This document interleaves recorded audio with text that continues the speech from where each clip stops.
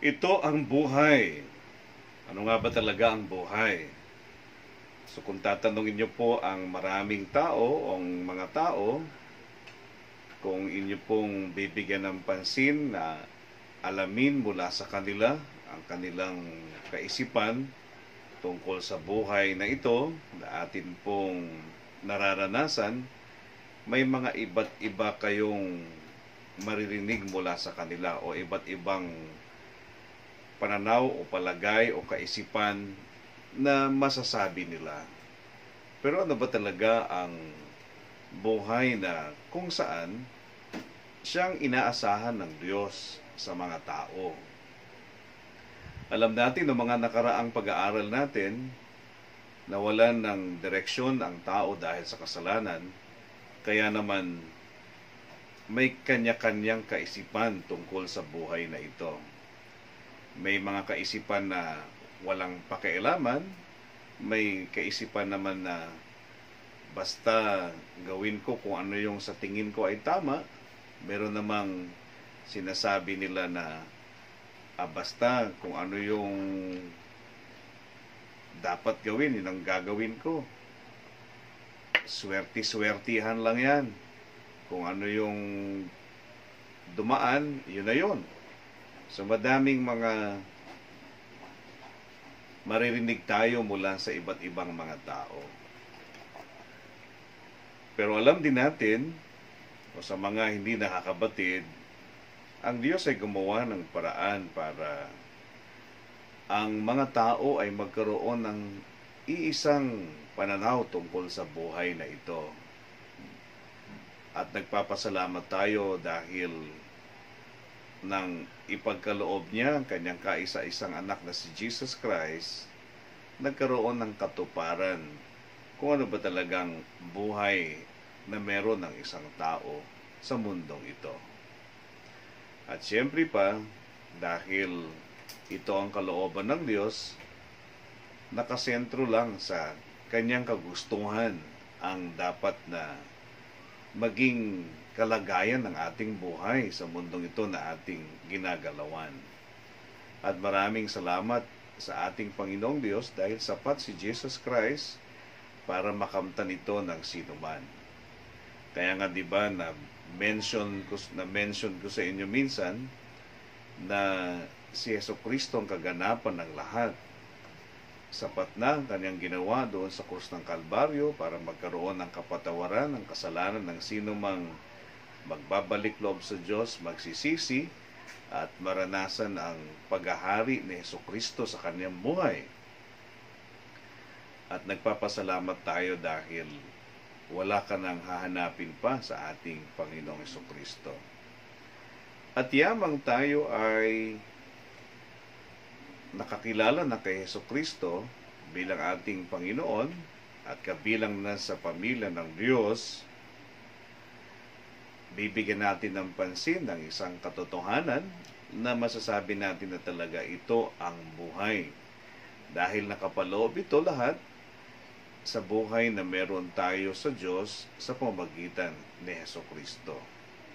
At sa ating pong mga pag-aaral o sa ating mga pagbubulay-bulay, atin pong bibigyan ng pansin ang aklat ng mga awit na kapupulutan natin ng mga aral sa buhay. So sa aklat ng mga awit, kabanatang o aklat ng mga awit, dito po sa awit 1, mga talatang 1 hanggang 2, ay ganito po ang sinasabi. Mapalad ang taong hindi nakikinig sa payo ng masama at hindi sumusunod sa masama niyang halimbawa o sa masama nilang halimbawa.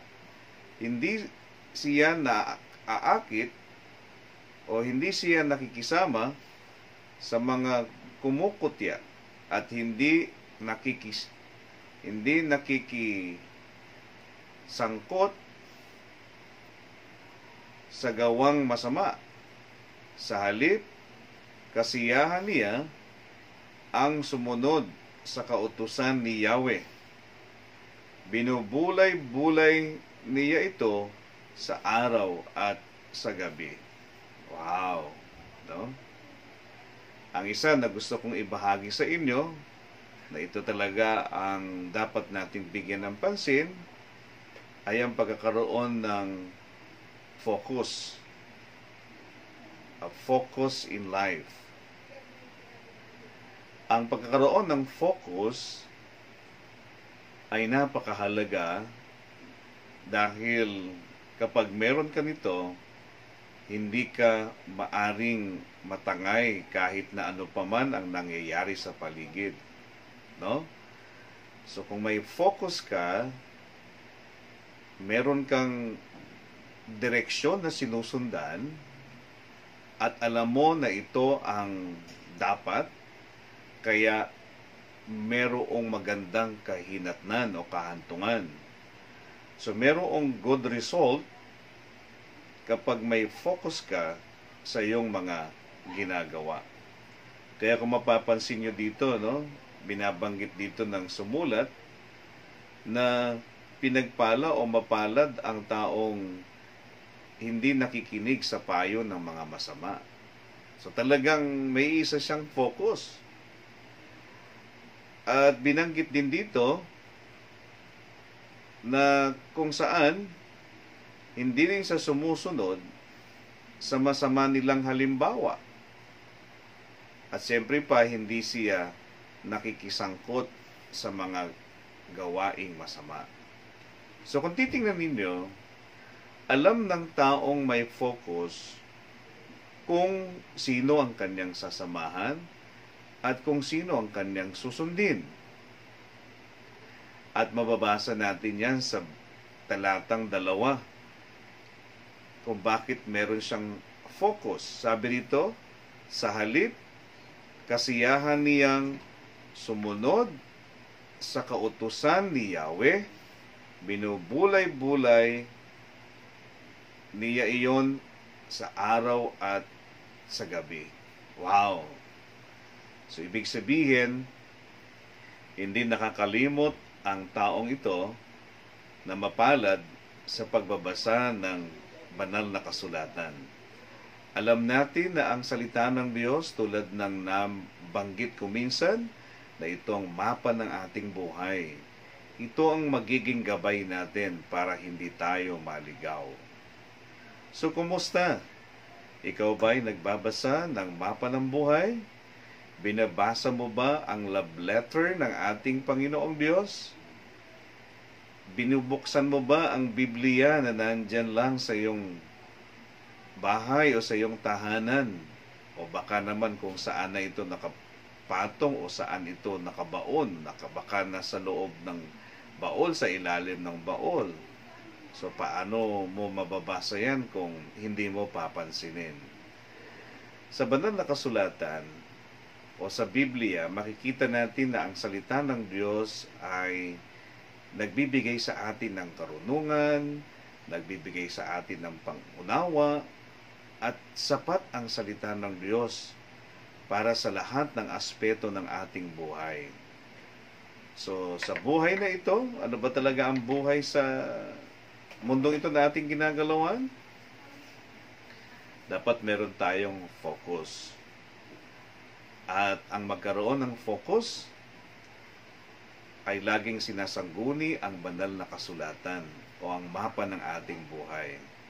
Kaya kung meron man sa atin na lumalapit na ganito ang gawin mo, ganyan ang gawin mo, lagi nating sinasangguni muna ang salita ng Diyos. Kung ito ay nararapat o kung ito ay kalooban ng Diyos. At 100% kapag may focus tayo, sigurado yon, mayroon kang kapayapaan, panatag ang iyong kalooban, at meron kang katiyakan na merong magandang kahinatnan ang iyong ginagawa sa pang-araw-araw mong buhay. Sabi nga dito, pinagbubulay-bulayan niya araw at gabi.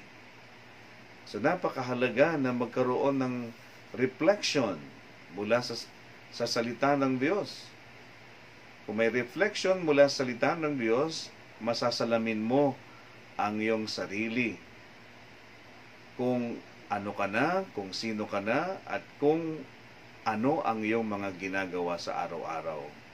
Meron diyang pagpapayo na makikita ka sa banal na kasulatan, may pagtutuwid kapag ikaw ay nagkamali o nagkasala, at meron ding pagpapayo, may pagpapalakas din ng loob para maging matatag ka.